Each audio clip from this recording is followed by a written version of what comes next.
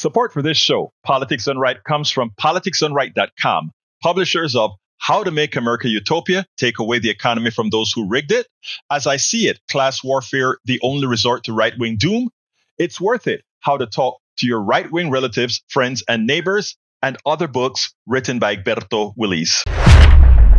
Welcome to Politics Done Right. My name is Egberto, Willies, your host. Good morning, Houston. Good morning, Harris County. Good morning to the great state of Texas. And of course, good morning to the United States of America. Good morning to the entire world receiving our signals via the magic of El Internet, formerly known as ARPANET, created by we the people. Who was that? You created the internet, now being controlled by others. I'm going to tie into a story before I get started with AI, the internet, etc., and why we can't allow ourselves to be snowed. Not the main topic, but something to discuss. But without further ado, let's go into the studio where we are honored to have El Señor Howard Reynolds, Jacques Van Beber, and in there getting her fingers on the magic as well is Mayana. Welcome aboard, folks. How are you guys doing today?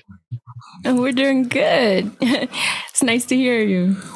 Well, it's great hearing your voice, and thank you for being here so early in the mornings. You know, I know you could have been having those little Z's there, but you're here with us at Politics Done Right. Definitely. Jack is my person here. All right. There you go. Right. Good morning, Egberto. How are you? I am doing fine. Jack, talk to me, my brother. All right. This is just flat shameful. 35 of the richest Republicans stand to profit from taking food away from hungry families and health care away from millions. This is a stab in the back of hardworking American families. The American people need to pull out their knives and voter registration cards and put it into it by stabbing back at the midterm elections. Vote them out. That's Howard's. Vote them out. Vote them out. Wait a minute. Is Howard not in the studio today to actually use his deep voice and say to vote them out? No, he's out. His sister is getting surgery today, so he's taking care of that. Well, let's send positive affirmations to Howard's sister. Positive affirmation, my dear friend. Anyway, we have important topics to talk about. But let me first tell you, the title of the show today is Why is Gaza Pain Ignored? 60 Minutes Scott Pelley nails Trump. 35 Republicans line their pockets from what they're going to pass, as well as SpaceX loses another ship. Now, I want to tie a few things together here. I'm probably not going to get to all of them, but these are some very important topics. And believe it or not, I found a common thread. But let's go ahead and start with what SpaceX did yesterday. Elon Musk is a person who has the ability, like Donald Trump, to fail upwards. In other words, most of us, success in whatever we do is dependent on us being successful in doing something, not in spite of doing something. But there is a sect in this country that they don't have to demonstrate success to move forward. I mean, you can have 6 bankruptcies, have convictions, rip people off with giving them false universities, false stakes, water that is just tap water. You can do all these things, defraud the American people. You can have 6 bankruptcies and fail upward under the tenet that you're a good business person. That's what our president did, fail upwards. I mean, very few people could do that. Elon Musk has big companies. He has SpaceX. Everybody talk, Elon Musk have SpaceX that can land on a barge and have the thongs capture a spaceship, and he can carry the astronauts to the space station as Boeing still has problems with its own ship. Oh, he's a genius, but the truth of the matter, Elon Musk is using. By the way, used to work for NASA. I know how to how we contract other things, what work we do at NASA in Houston and Alabama and all these places, and what we contract outwards for others to do. Elon Musk worked with technology that all of us, including you, have paid for decades upon decades, since Kennedy instituted the program to take us to the moon. He's been building on that technology and adapting as his own largesse, his genius, which was never the fact. But what he is trying to do in building this new rocket that supposedly want his fantasy of going to Mars, where his own investments are taking place, he can't get the darn ship to not blow up. As an engineer, let me tell you something about technology today versus technology in the times when I worked for NASA, etc. We didn't have well-developed programs called finite element analysis run by supercomputers and that sort of stuff. You no longer have to blow crap up to figure out if it works. In those days, we would build a spaceship and we wouldn't have taken all the considerations and exceptions into the market. So when it reached in the atmosphere, maximal stress, there are certain things that we didn't know that we figured out by putting sensors on these rockets. And when we got different stresses, we figured, we need to build this better, build that better. In today's world of AI, in today's world of supercomputers, you don't have to blow stuff up to figure out that stuff wouldn't work. You can create the programs, simulate how things work. And again, even simulations can get things wrong, but wrong 9 times, hundreds of millions of dollars thrown into space each time, putting airplanes in danger when these stuff blow up. That's one thing I noticed the news didn't talk about, right? So Elon Musk had a test yesterday, again, with his spaceship. God knows why they had it before doing all the right precautions, to tell you the truth. I was shocked that a few months after their last blow up, they came away and started this one this quickly, which tells me a lot of simulation didn't take place. But he goes ahead and he sends a rocket up again. It blows up on its way to re-entry, lost control, everything in space or, upper atmosphere. Guess what? Everything that goes up must come down. And when you have things fragmented, you have all kind of fragments all over the place. By the way, folks, are you flying over the Atlantic anytime soon? Look, space is big. The huge atmosphere is humongous, but there's always a risk when mishaps happen, like with with Musk's many explosions, that some particle on its way down is going to enter the engines or break the skin of a jet cruising close to the speed of sound. We've been lucky thus far with Musk's failures. We've been lucky thus far in space with Musk's failures. How much lucky will we continue with a failed, someone that many like to call an engineer? Musk ain't no engineer. He's a businessman who made billions from the tech bubble and converted that into using his money to make money. How much more of his failures before he brings down a jetliner? And I say this, I don't hear this on TV. I don't hear this on the mainstream media. But every time one of those big, massive rockets blow up, there are particles all over. And what we don't know is directionality. What that means is, as this stuff is flying at several Machs, that means several times the speed of sound, and you get an unstable rocket and it explodes, you don't know where the hell all those particles are going. And we have aviation all over the place, some of them in the path of where that explosion and the particles are going to fall. And you are going to hear sometime about aviation accident, and they're going to talk about not knowing exactly what caused the accident. What was the failure? Was it engine failure? Was it structural failure? And one of these days, it's going to be just one of Musk's failed experiments that brings down an airliner, that brings down something. This is a guy who is also, his failures, failing upwards, doesn't only stop with rockets.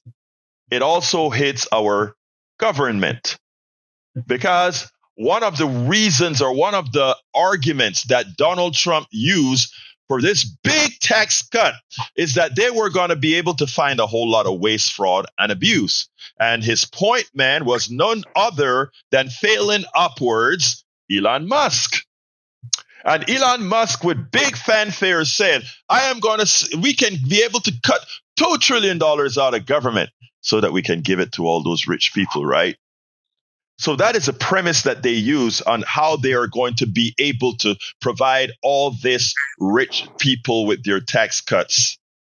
He's going to find $2 trillion. When he found out he was way over his head, when he finally went in to see how government really works, he reduced that to $1 trillion. That failed.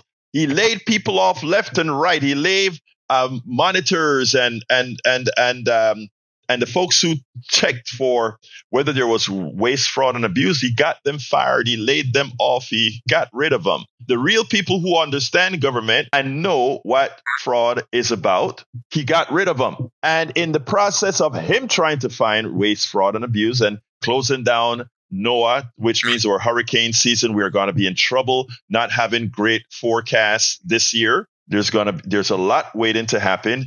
Got rid of USAID, which puts our goodwill around the country in danger as a whole lot of farmers' foods rot in warehouses instead of being there to feed people. Got rid of agency after agency, stole our Social Security data, IRS data, with the expectation of using AI to do God knows what with it.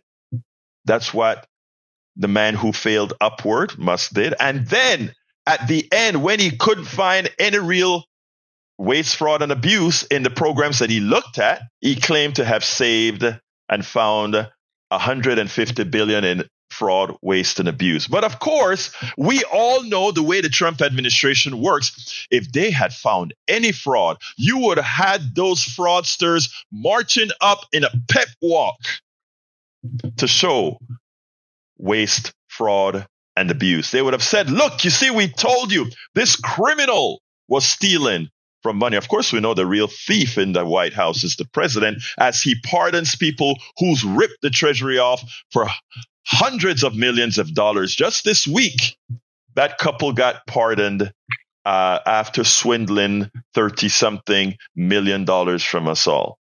But they got a pardon. So he couldn't find he claimed he found $150 billion. The New York Times and all the newspapers can't find what he's talking about. In other words, in the programs that he looked at, they found no waste, fraud, and abuse. Medicaid, no waste, fraud, and abuse. There is fraud in Medicare. It's called Medicare Advantage. It's a portion worked for, tested, or run by the government, by the private sector. A lot of waste, fraud, and abuse. Did he look there? Nope. So as our brothers and sisters are out there on Medicare Advantage, as they ask Humana, as they ask U.S. Health, as they ask all these insurance companies running Medicare Advantage, hey, I need to see the doctor. Oops, no, you can't. You just got to go die. Because they bring you up front with bells and whistles and dinners, and they give you a breakfast, and then they take $10,000 from the government from each person they sign up. And then when it is time to pay your bill, we are sorry, denied. You remember that guy that Mangione killed, that executive from the insurance company that everybody's up in air about? That insurance company started to be a bit more lenient with their policies and approved a bit more funding to fulfill their requirements. You know what happened? Their investors sued them. Their investors sued them for doing what they're supposed to do, giving insurance, paying the insurance bills of more of their people because it reduced their profit. Failing upwards. That is what we have become, failing upwards. So Elon Musk didn't find anything to save us from. He found no waste, fraud, and abuse. But I tell you where he could find a lot of it.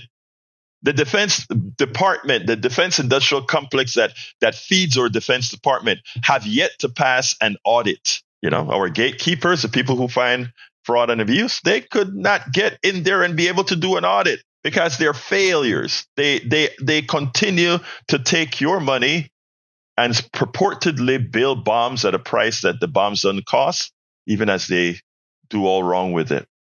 So the reason I brought this up is we have to stop deifying folks with capital, thinking that somehow they have something that you don't. Everybody that is listening to my voice right now, you are more important for running our society on any day than Elon Musk or the President of the United States. In fact, their presence since the beginning of the year has done more harm than good. We could let the government at this point in time work on autopilot, and it would be a lot more efficient than what we're seeing right now. So I've shown you where failing upwards is going to put aviation under pressure. I've shown you how an Elon Musk in government has put us under pressure, including screwing the FAA so badly that now even flying is riskier than it was pre-January 20th. All right, folks, I want to give a big thank you to Cheryl Elkins, who said she upped her sustaining donation a bit yesterday. Egberto, happy to help you and all the great work you're doing. Thank you so kindly for that. Cheryl also, Gayla Kunis upped her monthly as well. Thank you, Gayla Kunis, for doing that as well. Erne Boxall, to one of the topics I covered, said it is ignored. I think he was speaking about Gaza. It is ignored because of the billions of dollars sent to Gaza that they wasted on rockets, tunnels, and the grift of the leaders in Qatar. I hear you, Ernie, but I want to remind you of something. Look, two things can be true at the same time. But one thing is true is that we're all human beings. We all suffer. We all feel pain. We all have children. We all love our children, or mothers or fathers. Most of the people that do wrong, do badly, do bad things are not those. Doesn't matter if I say I hate person one. I hate nobody, but you understand what I'm saying? It doesn't deserve what's happening. You take a look at what Gaza looks like, pummeled and flattened, and you take a look at what Tel Aviv and Jerusalem and Haifa and all these places look like. It is hard to make an objective case that what's happening in Gaza is not inhumane. And I won't use the words on this show that I would use on my other show right now. But I don't think it is. Your eyes are not lying to you. Welcome aboard, Laura Whiteside, Dallas Bow, Teresa W. Hemmings, Judy Wilson, Sandra, Cheryl Elkins, Glenn Cooper, L. Johnson, Bob Reiger, Sophia Morao. Sophia is the president of the Houston Peace and Justice Center. We're going to have an interview in June with Sophia. I'm very impressed with the work that she's done and the energy that she's put in since becoming the president of Houston Peace and Justice Center. Suzette Jensen, Adam W., welcome aboard. And Kay, welcome aboard. In our other chat, that was our Substack chat, our Restream chat, which includes YouTube Live, Facebook Live, and the other lives. Lisa Blair from Atlanta, Georgia is in the house. Eric Hayes from Kingwood, Atascocita. Joe from Los Angeles, California. We also have Lisa says, I suspect since SpaceX has an extremely toxic work environment, they're told to get it done by a certain date instead of working out most. I think you're right about that because, like I said, with finite element analysis right now and AI combined, you don't have to blow stuff up to know how stuff works. In fact, we can even simulate how cells work And one of the reasons we were able to get some of these vaccines out so quickly is all the simulations that we are able to do. Billy Irwin, good morning from Summerwood. And that is the reason why. So I think you nailed it, Lisa Blair. I think you nailed it. All right. Okay. Another subject I want to cover that's not in the actual newsletter that I send out every morning before the show, but I saw it running across Morning Joe this morning, which is what I watched just before going on to the show. And they were speaking about AI. And they're talking about, how the manufacturing revolution, the industrial revolution, because of machinery, etc., it really rid us of a whole lot of manufacturing jobs. If you go into, Donald Trump constantly talks about bringing back manufacturing so that we'll have a lot more employment in the United States, without telling you that a lot of manufacturing is very automated right now, that the amount of employment relative to the increase in costs for attempting to get that employment in the United States, America, doesn't really compute. There are other things that we have to look at very well. In other words, let me give an example. When you manufacture overseas, let's say in Vietnam, and I'm not talking slave labor manufacturing, I'm just talking lower cost labor because of exchange rates and all that sort of stuff. We're leave the slave labor and the bad environmental disaster and all of that out for a minute. But let's just look at the exchange rate between labor, etc. Countries like China have developed their economies to be mass manufacturers, and we can't and could never match that. Their population is huge. They have a different model, etc. So they will always be able to manufacture cheaper. And am I saying I'm proposing that the exporting of our jobs? No, but that's what we did for 40 years. For 40 years, we exported jobs. We're not going to change the economic systems in 2 or 4-year administration at all. We have to actually have a plan on how are we going to bring back critical manufacturing to the United States, and how are we going to enhance jobs for the United States citizen. Trump doesn't think that way. In fact, Trump doesn't think. Like I said, when you are in a position from failing upwards, it doesn't require critical thinking at all. That's why they make the decisions that they make. They don't critically think. They don't think like, well, China is so much more efficient in manufacturing, which affords American citizens more stuff that can be made well, inexpensively. They can afford on salaries that aren't humongous any longer. So they don't talk about these things, or they don't talk about how we can transition or subsidize certain industries to make sure that critical things are made here, but that the pain isn't felt by individual, but us as a largesse, the entire country, bear the cost of it. Things like health care and all of that. That's how you should really look at that. It shouldn't be in the profit domain. Now, that said, people are starting to fear AI. And the thing about it is AI is not the thing that's going to affect these manufacturing jobs in the aggregate. That have already been done. It's called exporting our jobs to Asia, exporting our jobs to Vietnam and Philippines and these kinds of things. That's already been done. AI is a different animal. Let me just do from a personal standpoint.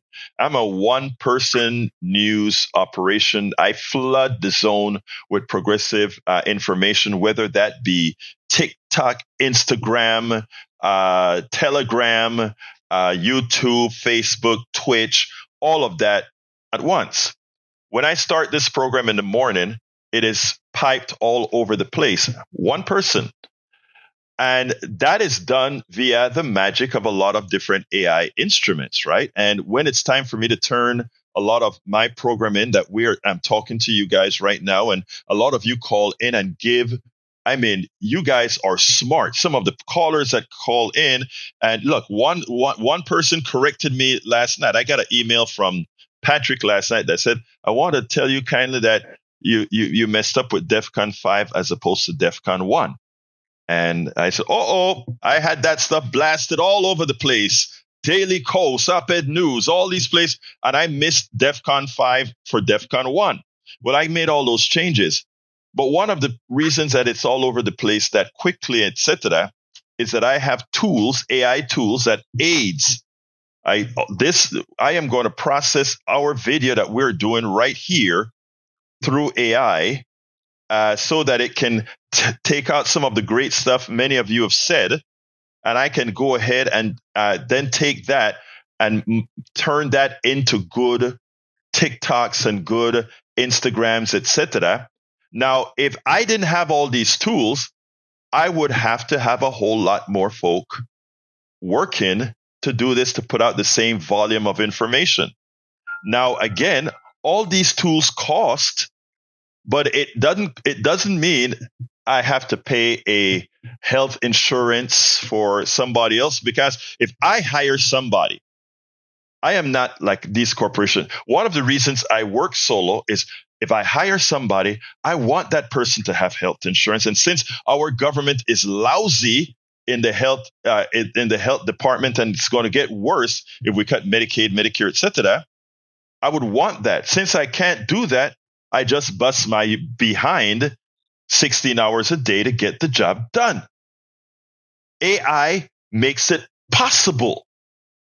So if I am doing that as a one-person operation, think about what news agencies are going to do. Take a look at the Houston Chronicle.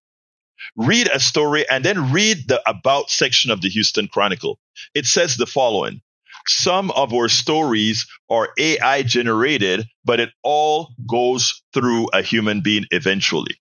In other words, they have a system that will bring, I read it, I think it was in their About section or one thing, that can go ahead and pull out stories from around the ethos, but of course it goes through a human being for veracity, etc. What do you think that did? That means they can hire probably 50% less reporters, because copy editing is a lot less effort than actually doing and building a story, building, etc. So yes, AI is going to take away a lot of jobs, but there's original material that comes from what we do, folks. So right now, there's a panic as far as what is AI going to do to employment, but specifically white-collar employment. And people are scared because they believe we could get an increase in unemployment of 20% when AI really gets more matured in the next 16 to 18 months, and all these jobs go away. And that's true. It's something to worry about. But when you have an immoral economic system, I want you to hear this. When you have an immoral economic system, that becomes a problem. If we become a moral economic system, AI is a tool that shouldn't just make a few people who capitalize, who invest in AI. It shouldn't just make a few people rich, because remember what I said. The billionaires and the millionaires, they make their income off your backs. And don't let anybody that call in and complain about, no, capitalism doesn't do that, it created all these skyscrapers and these great buildings. Do not believe the crap. Capitalism, our economic system as functioning, builds its cash flow, it's wealth for the wealthy on your backs. It uses you. Let me show you with AI. AI is nothing magical. Big language models, nothing logical. Nothing's magical.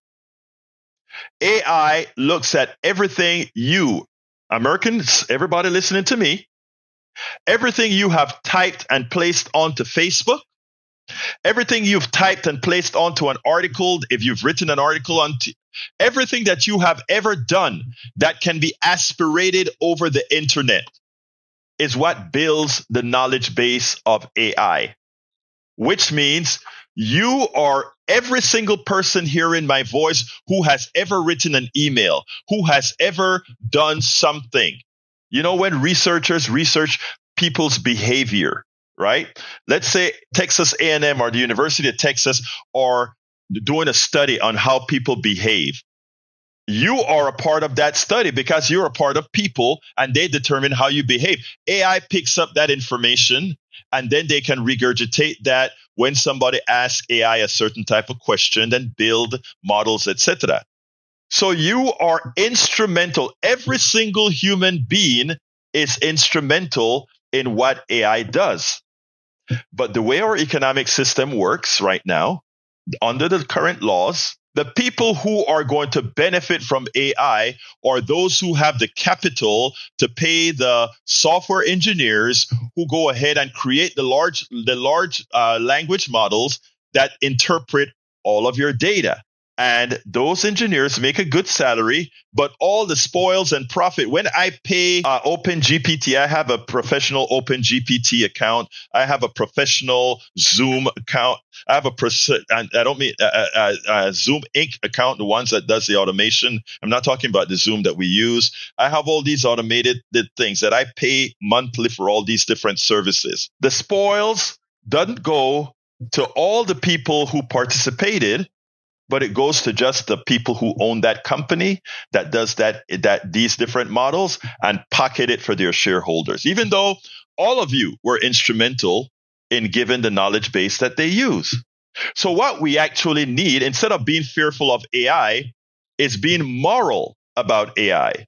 Being moral says, when I generate an AI picture, it uses a lot of other people's know-how, and that thing generates some sort of a picture. When I get an article that if I pass, let's say Brian calls into the show and I pass him through AI, it may take out the pertinent parts of what Brian had to say based on language models and knowing this is important, this isn't important, and puts it out and give it to me. In other words, I am still the creator of this stuff, but I enhanced by other things. So what should really a moral economic system do? A moral economic system would then say, we acknowledge that the public, the commons, the collective is instrumental in all these things, and we do not allow the capitalists, the folks who have the capital, to run everything. Now, what that should mean is instead of people losing their jobs, is having shortened work weeks. 40-hour work week in a manufacturing in a country that's based on manufacturing makes sense. But having people work as a collective in a system now that had taken advantage of all of us as a collective in the first place, meaning maybe we work 20 hours a week. Maybe we do other things, as we can now do much more. We can be with our families more. We can go to the park more, because no longer is a work week a 40-hour week. We have a lot more free time because we have computers that use their composite knowledge over years to do things. But you have to think morally to be able to do these things and be honest about taking advantage of others. All right. I want to give a big thank you to Bruce H. He let's see, was ensure is. Thank you. Thank you for ensuring I'm not left zero. So thank you so kindly for that contribution, Bruce, as well as Cheryl Lavery Elkins. Thank you so kindly for that contribution. Now we still have about 70% more to go. Let's bring Bruce in real quick. Come on in, Bruce. Good morning. Good morning, my brother. Talk to me. Yeah, I turned 71 today.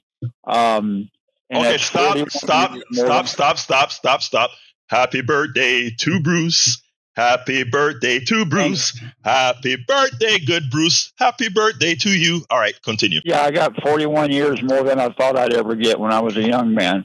But anyway, the reason I called in is I can't believe that Trump is now, well, I can believe, but I'm very upset that Trump is now selling get out of jail free cards.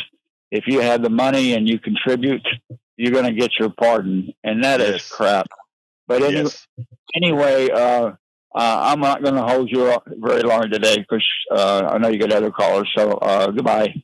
Thank you, my brother Bruce. All right, let's go to Brian. Come on in, Brian, real quick. Yes, good morning. You're probably going to get a lot more donations after I'm finished. That normally happens. Hunter Biden had cocaine in the most secure office in the entire world. Nobody found out, but they're going to. And Joe Biden, he was charged with having secret and classified documents dating back to when he was a senator, but he was not charged because he was just a feeble old man that couldn't remember anything. So why is the cover-up not being portrayed? How is that going to, Brian, how is that going to help us right now? Brian, how is that going to help anything that we're doing right now? And compared to what, let me just say this, okay? That you are so stuck on Biden and not on what Donald Trump is doing right now, that's actually going to hurt you as well. Because I know your age, I know who you are, I know the work that you do. And I'm telling you right now, what your Führer is doing right now is going to have a material effect on your well-being. Okay? So you can continue to hyperventilate. Let me finish, please, sir. You can continue to hyperventilate about Biden as your Führer takes out of your pocket, as your Führer makes your life more difficult, and as your Führer take away your long-term financial security. But Brian, I got to go to Sandy, and I thank you so kindly for calling. I want to give a big, big thank you to Troy J. Thank you so kindly for that sustainer. We need about 9 more of those would be great. 9 more of those would be great. So please, again, Uju, that is the KPFT.org. Ugu says, number 2, the pay for pardon scheme, Orange Baby, is now running hurt victims of crime committed because when you issue a pardon, you eliminate restitution and court fees owed. Remember, folks, it's the corruption of it all. It affects us all. Absolutely. Betty, come on in, line 1. It'll be short. I know the time's close, but great show today, Egberto. Right on the thing. You're right in there, and you're swinging. But on, Bruce, on his possum, if he sees him again, he's not aggressive, and he's in good company. And my little baby possum, she is thriving and doing well. And I want to say, Joe has cancer, Brian. Show some time. Love y'all. Bye-bye. Love you too, Betty. Thank you so kindly for being here, folks. politicsdoneright.com/newsletter. The 4 other stories. It's funny. The 4 stories that I wrote out to talk about, I didn't speak about any at all, but it's right there for you to go and see. And when I do the next part of this program, I'll actually throw it up on the server to have the other programs in there as well. Marge, GKJ, welcome aboard. Likewise, Adam W. says precisely what Bill Gates did. You're right about that. I saw, I think, Margaret from Washington State, Margaret Ryan from Washington State. Whenever you put where you're from, I like to call your name out. Thank you guys for being here. On the other chats, I want to welcome Billy Irwin, Joe, and all the Lisa Blair, all of you. Thank you so kindly for being here. Okay, folks, it's my time here to get out of Dodge. So I just want to tell you, love you all. We'll continue this tomorrow and the day after and the day after and the day after. It is our job to keep. Lee the Bearcat from Austin just came in pretty darn late, but love you anyway, Lee the Bearcat from Austin, Texas. All right. Love you all. My name is Egberto Willies. This is Politics Done Right. Yes, sir. You're going Go ahead. 5 over. Oh, I'm going 5. Oh, great. I'm going 5 over, so I get a chance to say a bit more. I tell you, before I go back, you don't know when you're a host of a program, and somebody calls in and tells you that they're getting something out of it, or somebody shows with their contributions that they can. I mean, I know everybody can't, but for those who can, show you. I tell you what it does for me. It makes my nights a lot better. I work very late, 1, 2 in the mornings, writing this stuff and putting stuff together, etc. It's what gives me strength. Because, a lot of times I'm doing stuff, and the biggest thing that I say, and this may sound corny, but it is really true. When I started my company, different companies I've had, people were always negative. My father always said, if you can do it for the man, you can do it for yourself. I have faith in you. And that made me not ever want to stay in a state of failure for my dad. And that's the same way I feel for the folks who are supporting politics done right. One of the things that keep me going is that I've got to keep making sure these people expect this. And it's there. I mean, I remember getting an email when my daughter got her stroke, and I took off to DC to live with her for a while. And we did the show out of DC. And this woman called, and she emailed, and she said, "Where were you?" Because they hadn't known, and it was gone for a week. And it was like, I expect you to be there at 3 p.m. I mean, it was that sort of, and it, as bad as things were in DC and the pain you're feeling, just knowing that, you're establishing this community is great. Our KPFT community, our Politics Done Right community. And that's how we know it is supported. When those of you who can help out here. So please, please, please, be a part of the team. This is 35 richest Republicans in the Senate and the House. These are the people with the largest positions on committees to transfer your hard-earned dollars based on the policies that they're passing to them. When I tell you that these people that are hungry for capital is a psychological problem, if I had $1 million, if I had $10 million, now let's forget about $1 million, let's say $10 million. And I know getting a tax break of a few $100,000 means that a baby will not be fed. It means that somebody won't get health care. I couldn't go to sleep at night knowing that I had more than I needed. I had much more than I needed. But I'm going to be in charge of writing policies that take money away from others, take the well-being away from others. I want you guys to think about the psychology of the wealthy that does this. And the thing about it is, when our brother Brian calls in, protecting a system that harms himself as well, what is the psychological pathology that leads us to support those folks that present policies like this, that create hate among all of us, so that because I know cutting you will harm you, and I don't want you to get something, that you are willing to have that sacrifice not go to you, go to the fat cat, the rich, wealthy person that is writing the laws. So that is one of the articles in the newsletter. 35 richest Republicans set to line their pockets while taking food, healthcare from millions. And look, I'm not restricting this to Republicans. I'm throwing this onto neoliberal Democrats as well. Those that support, like Joe Manchin when he was there, who said giving money to the poor people in his district, in his state, he was senator, mostly MAGA and otherwise. Giving money to them, they'll drink it off, he said.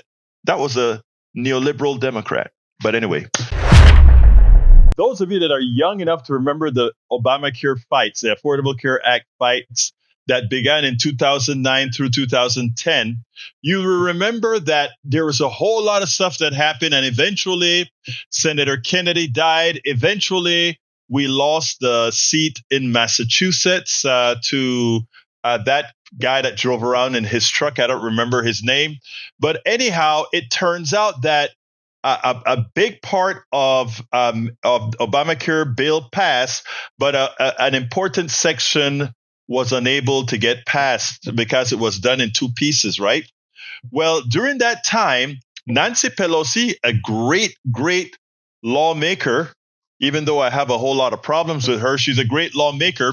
She saved Obamacare. And how did she do it? They arranged it in such a manner that the pieces of the bill that was already approved by the Senate went through. The problem is there are parts of that bill, the part that did with the Medicaid expansion to the Affordable Care Act, etc., that wasn't done with cloture. They had to do these other sections of the bill with what's called reconciliation.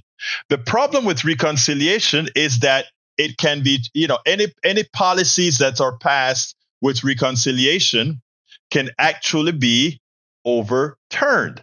And that is exactly a lot of what the Republican Congress did today. So if you take a look at the Republican bill, you see all these cuts that are ultimately going to affect those people who dependent on Obamacare, the portion that was built through reconciliation. And I want you to hear how bad it is.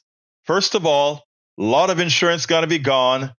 Number two, the deficit is going to explode. Number three, the amount of people that were saved, that became insured. Remember, Obamacare brought down insurance like no other. Look, I am for single payer Medicare for all, okay?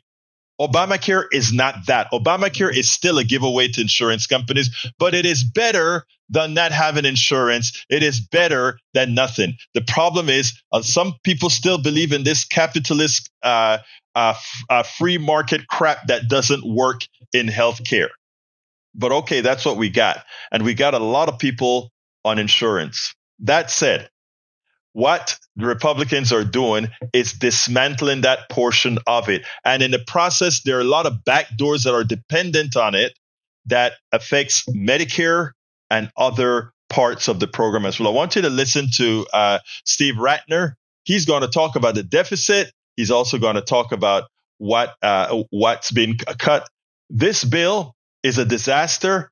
Unfortunately, most of this disaster is going to affect the people who voted for Donald Trump. People in Appalachia, people that decided they became Trump supporters because I liked what he did before, as if he did anything that helped them before he didn't. But anyway, check this out and then we'll take it on the other side.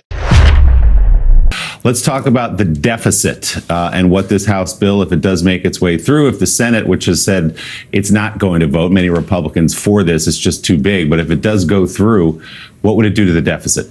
Yeah, as you can imagine, given what Ali just went through and all the lists of things that they're doing, the impact on the deficit is pretty significant. Let's just put some numbers on some of the cuts. First, the extension of the personal income tax reductions that were made during the 2017 bill and are set to expire at the end of this year, $2.2 trillion over 10 years. Raising the standard deduction, $1.3 trillion. The child tax credit, $800 billion. And then you get into Trump's campaign promises, no tax on overtime, car loans, interest, and tips, $200 billion, increasing defense spending. This is his attempt to take Social Security taxes away from seniors so they don't have to pay them by giving them a special deduction. And then you get into the cuts, the student loan changes, the climate funds, and Medicaid, $700 billion of Medicaid cuts. So what does that do to the deficit? Here is the baseline deficit. So even without this tax bill, the deficit was essentially going to keep going up over the next 10 years, maybe come down a little bit at the very end, but essentially up. Then you add in the tax bill that we just talked about, including the fact that they've played the same gimmick they played in 2017, setting up some of these things to expire. And that would make the deficit impact higher, but not as high as if you made all this stuff permanent. The record of Congress, stuff almost always gets made permanent. And so somewhere along in here, they will make this permanent and we'll end up on this line. And this line is something like $25 trillion of additional debt. Now, I do want to say that the other thing that happened yesterday, not as visible and consequential as these House votes, is the fact that the Treasury yields went up very, very sharply yesterday. The Treasury sold some 20-year debt. It didn't go well. The 30-year Treasury bond is now above 5%. What does that mean? That couldn't, well, it means higher rates for mortgage originators and things like that. But what it also means is potentially the bond market starting to say potentially $25 trillion of new debt over the next 10 years is more than we can absorb comfortably. Yeah, Steve, it can't be overstated the importance of the bond market potentially weighing in here. Let's turn to your second chart with the headline simple but stark and telling. Tax cuts for the wealthy, spending cuts for the poor. Yeah, Ali alluded to this as well, but let's put some numbers on this. If you're in the top 20% of Americans, you're going to get roughly a 3.7% increase in your after-tax income, really all from these tax cuts. But if you go all the way to the bottom and everything in between essentially leads you to the bottom, if you're in the bottom 20%, you actually lose $800. Why do you lose $800? You get a very small tax cut, and you get a very large cut in Medicaid and these other benefits that we were just talking about that affects the 20% disproportionately. So this is a highly regressive bill that essentially favors the wealthy, doesn't do much for the middle class, and hurts the poor. And then if you want to see this in stark comparison, if we simply eliminated the tax cuts for people making over $500,000 a year, which is what roughly what President Biden was proposing, it would save $1.1 trillion. That happens to be just slightly more than the Medicaid cuts and the food stamps, or SNAP cuts, if you will, put together. So if we simply eliminated these tax cuts, we could eliminate these budget cuts on these poor people and end up, from a budget point of view, in the same place. And Steve, let's turn to your third chart there. Tell us about the impact that this bill would leave on those with insurance. Yeah, so again, as Ali alluded to, the budget cuts Medicaid in a variety of different ways. Some of it gets complicated. I'm not going to get into all the details. But the biggest piece of it is the work requirements, requiring people to, I think, work 80 hours or perform 80 hours of community service at least a month. Things like Ali mentioned, also checking Medicaid eligibility more frequently. There's making it more difficult for the states to get the Medicaid funds they're getting now, and then some Biden-era rules that made it easier to sign up for Medicaid, repealing those, so it becomes harder to sign up for Medicaid. So what does that mean? As Ali said, the estimates are 8.6 million Americans losing their health insurance. And what's interesting about this chart is if you go back over here, before Obamacare went into effect, when we had over 45 million uninsured Americans, it went down, down, down, down, down. In here was Trump 1.0 with his first effort to impose work requirements on Medicaid recipients, so some people became uninsured. Down, down, down again, and now we're looking at taking it back up here and essentially reversing something like 10 years of progress in having fewer and fewer Americans without medical coverage. So there you go.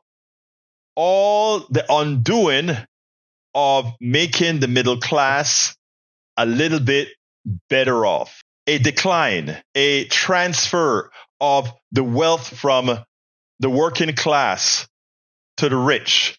And the one thing that Steve Ratner didn't tell you there that he should, the deficit is going to be increased over that 10 years by $25 trillion. That is money that's going to have to be borrowed. The interest rate is going to go up because there's so much money being borrowed. People want more interest. Instead of paying 2% or 3%, it is now at around 5%. What does that really mean?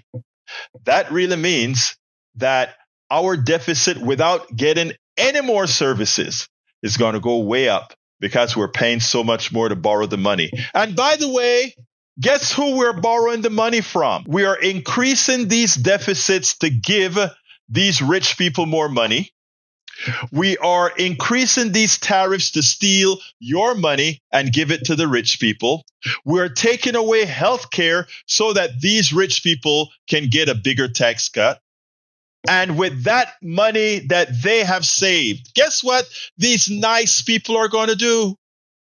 These beautiful, wealthy oligarchs, these beautiful, wealthy blue bloods, they are going to loan us that money at a higher interest rates so that we can pay for the other services that we have not yet cut. And for that, you get the honor of paying them your taxes right into their pockets, right into their homes on the Riviera, right into their yachts, right into their mansions.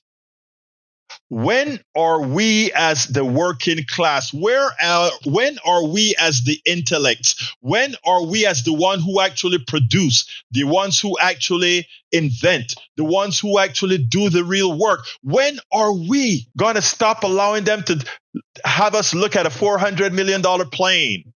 Have us look at the Afrikaners being refugees because of a genocide that doesn't exist? When are we going to stop looking at the smoke and mirrors that they have us preoccupied with? Oh my God, look who is harming you. When will we stop and see the light and focus at who is screwing us by creating fallacies, trends, and this and that with books and woke and critical race theory. All these things they throw at you to distract you so that you don't look and really see that the economic system is screwing you, so that you don't see that it's the corporations, the enslavement, the mental enslavement, the antiseptic slavery of you as an employee, as you as a dependent of a system that doesn't give a damn about you. I got just 1.5 minutes to leave, so my last speech is as follows. Folks, please support what we do. What we do is important. A lot of people don't get the news in a fashion that they can digest to realize what's being done to them. And when presented to them, it helps us all. MAGA is not the enemy. MAGA, welcome and thank you so, Uju, thank you so kindly for your sustaining membership from Boynton Beach. Actually, it's Obia Nunu Mabali. Thank you so kindly from Florida. Love you. Thank you so kindly. So as I said, my dear brothers and sisters, MAGA is not my enemy at all. Right-wingers are not my enemies. Rank-and-file Republicans are not my enemies. Anarchists are not my enemies. I'm a progressive. I'm a left-wing progressive. But all I care about is all of us. None of these folks are my enemies. When I speak, I just ask one thing. Listen objectively. And if you have a backstory or a commentary that you want to provide as well, let me hear it. I am up to change my mind whenever I'm wrong. Patrick caught me a couple of days ago, or actually last night, that I had to correct. And I have no problems correcting at all. So anyway, I got to get out of here now. I'm at the last minute, I believe. So therefore, I want to thank Sandy for pitching with me today. I want to thank, Brother Jack for the work that he always does. Mayana, first time I heard your voice in the studio. Thank you for being here. It was great having you here. Look, let's do it. Even as I get off the air, you can still go to kpft.org and contribute. Please make sure to select Politics Done Right so it's appropriately accounted. All right. Love you all. My name is Egberto Willies. This is Politics Done Right, and you guys know how I end this baby. I am what? Out. Support for this show, Politics Done Right, comes from politicsdoneright.com, publishers of How to Make America Utopia, Take Away the Economy from Those Who Rigged It, As I See It, Class Warfare, The Only Resort to Right-Wing Doom, It's Worth It, How to Talk to Your Right-Wing Relatives, Friends, and Neighbors, and other books written by Egberto Willies.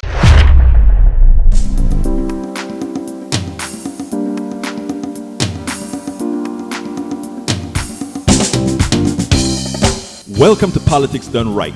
I am your host, Egberto Willies. This is a progressive program that will take the mystery out of politics. This is the program that will encourage you to make sure government becomes we the people. Whether you are liberal, progressive, conservative, or otherwise, you get to air your point